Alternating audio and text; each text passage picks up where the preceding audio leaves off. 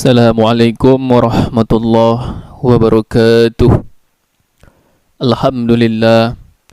Alhamdulillahillazi a'tana lisan bi'absahil kalam. Asyhadu an la ilaha illallah ar-Rahman wa asyhadu anna sayyidana wa habibana Muhammadan abduhu wa rasuluhul kiram. Allahumma salli wa sallim wa barik ala sayyidina Muhammadin wa ala alihi wa ashabihi ajma'in. Amma ba'd. Faya ayuhan nas, usikum wa nafsi bitaqwallahi faqad fazal muttaqun. Qala Allah ta'ala fil Qur'anil azim. A'udzu billahi minasyaitonir rajim. Bismillahirrahmanirrahim. Ya ayyuhalladzina amanu la yaskhar qaumun min qaumin asa ayyakunu khairan minhum wala nisa'un min nisa'in asya ayyakunna khairan minhunna wala talmiz anfusakum wala tanayazu bil alqab bi'sal ismul fusuq ba'dal iman wa man lam yatub fa ulaika humuz zalimin. Jemaah Jumat yang berbahagia, segala puji milik Allah Subhanahu wa taala, Tuhan semesta alam. Salawat serta teriring salam semoga tetap tercurah kepada Nabi Muhammad sallallahu alaihi wasallam, juga kepada keluarganya, para sahabatnya dan kita semua selaku umatnya. Amin ya rabbal alamin. Jemaah Jumat yang berbahagia, di siang yang penuh berkah ini marilah kita tingkatkan ketakwaan kepada Allah Subhanahu wa taala dengan sebenar-benarnya takwa, yakni melaksanakan segala macam perintahnya dan menjauhi segala larangannya. Di antara larangan yang harus kita hindari adalah menyampaikan ujaran kebencian. Ketidaksukaan terhadap seseorang atau suatu hal kerap membuat kita lekas panas, sehingga yang keluar dari lisan kita berupa api yang membakar hati orang-orang. Apa itu bisa berupa cacian, makian, hardikan, hingga ungkapan-ungkapan kasar dan rasial. Kita dapat merasakan sendiri bagaimana jika api-api tersebut berkobar membakar hati kita. Tentu tidak menyenangkan. Hal demikian juga dirasakan orang lain ketika kita melakukan tindakan serupa. Jemaah Jumat yang berbahagia, Allah Subhanahu wa taala telah mengingatkan kita semua untuk dapat menjaga diri kita dari ujaran-ujaran kebencian. Sebaliknya, kita semua diperintahkan untuk menyampaikan sesuatu dengan perkataan yang benar, baik sekaligus halus. Ujaran-ujaran yang baik dan halus itu harus disampaikan tanpa pandang bulu kepada siapapun. Kita harus berlaku demikian. Larangan mengatakan ujaran kebencian itu termaktub dalam Al-Quran surat Al-Hujurat ayat 11 yang berbunyi, Bismillahirrahmanirrahim. Ya ayyuhalladzina amanu la yaskhar qaumun min qaumin asa ayyakunu khairan minhum wala nisa'un min nisa'i asya ayyakunna khairan minhunna wala talmizu anfusakum wala tanayazu bil alqab bisal ismul fusuq ba'dal iman wa man lam yatub fa ulaika humuz zalimun.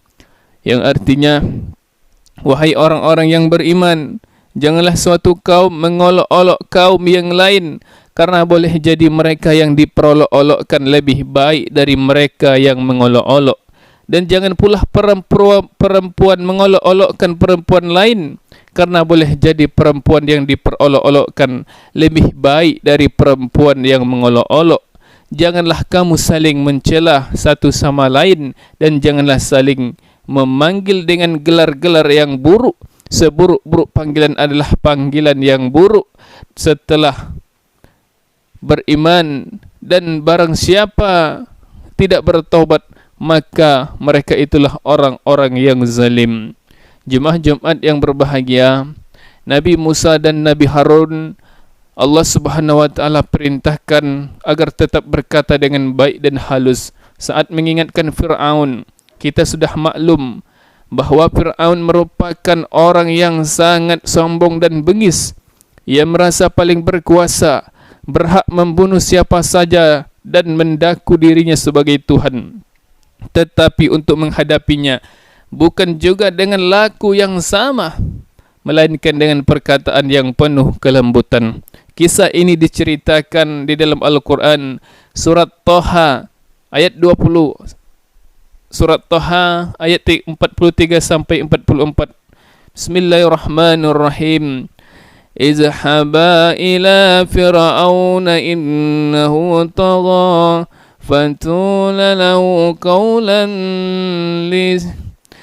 liyanan la'allahu yatazakkaru aw yahsha. Yang artinya, pergilah kamu berdua kepada Fir'aun karena dia benar-benar telah melampaui batas.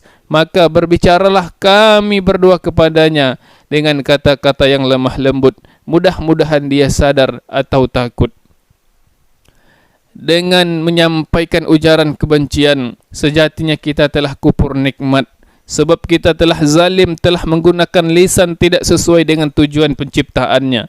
Lisan ini diciptakan tidak lain untuk menunjang ibadah kita kepada Allah Subhanahu wa taala dan menyampaikan kebutuhan.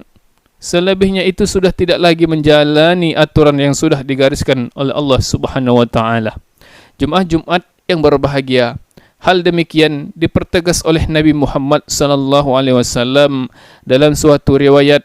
Diceritakan bahawa beliau pernah diminta untuk mendoakan orang musyrik celaka, namun beliau menolaknya dan mempertegas bahawa dirinya diutus sebagai rahmat, sebagai seorang yang penuh kasih, tidak untuk melaknat.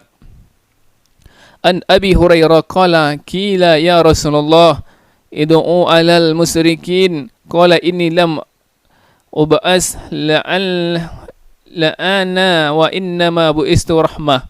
Dari Abu Hurairah radhiyallahu anhu, dia berkata, seseorang pernah berkata, ya Rasulullah, doakanlah untuk orang-orang musyrik agar mereka celaka. Mendengar itu Rasulullah sallallahu alaihi wasallam menjawab, sesungguhnya aku diutus bukan untuk menjadi pelaknat, tetapi aku diutus sebagai rahmat. Oleh karena itu, sudah tidak ada alasan bagi kita untuk tetap menyampaikan ujaran kebencian. Mulai hari ini kita tanamkan dalam diri kita untuk senantiasa menjaga lisan kita dengan perkataan yang halus dan lembut.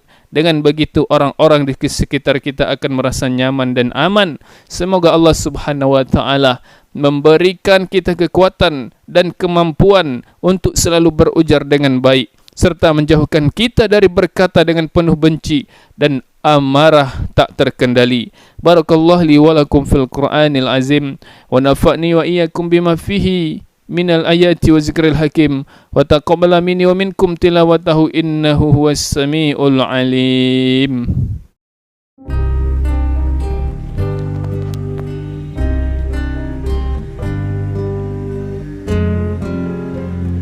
Alhamdulillah